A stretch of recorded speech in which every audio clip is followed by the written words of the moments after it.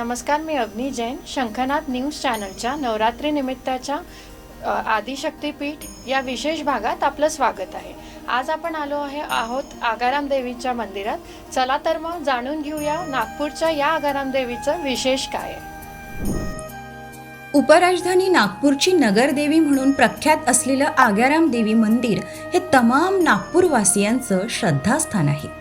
या मंदिराला नागपूरकर भोसल्यांच्या रूपाने फार पुरातन इतिहास लाभला आहे. नवरात्री उत्सवाच्या काळात लाखो भाविक आगाराम देवीच्या दर्शनासाठी मंदिरात येत असतात.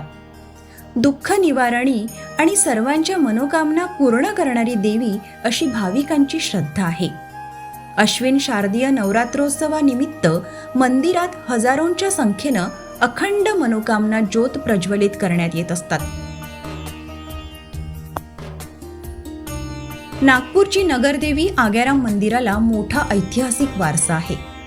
गोंड नागपूरकर रघुजी महाराज यांच्या काळातही हे श्रद्धास्थान होतं. मंदिरातील मूर्ती ही मंदिराच्या मागील भागात खोदकाम करत असताना सापडली.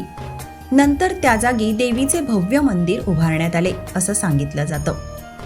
मंदिरातील प्रभावळ आणि देवीवरील दागिने हे चांदीचे असून त्यात देवी अतिशय विलोभनीय दिसते. नागपूरमधील फार पुरातन मंदिर असल्याने या ठिकाणी लोकांची पूर्वापार श्रद्धा आहे. मंदिर परिसर हा 8 एकर जागेत पसरलेला असून पूर्वी या भागात फार मोठे जंगल होते. तेव्हा या मंदिराची देखभाल कोठारी परिवार करत होते. मंदिराचा ताबा त्यांच्याकडे होता. कालांतराने मंदिर सर्वांसाठी खुले असावे यासाठी सरकारकडे मागणी करण्यात आली आणि मंदिराचा विस्तार झाला. सन 2000 पासून ट्रस्ट निर्माण झाले. मंदिराच्या विकासाची मुहूर्तमेढ रोवली गेली. मंदिरातील गाभारा प्रभावळ ही पूर्णतः चांदीची आहे.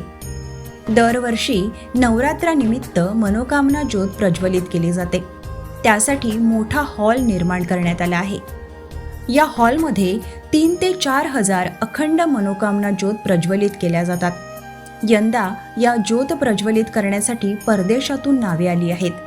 मंदिर सकाळी 4 वाजता सर्वांसाठी खुले होत असून 5:30 वाजता आरती केली जाते.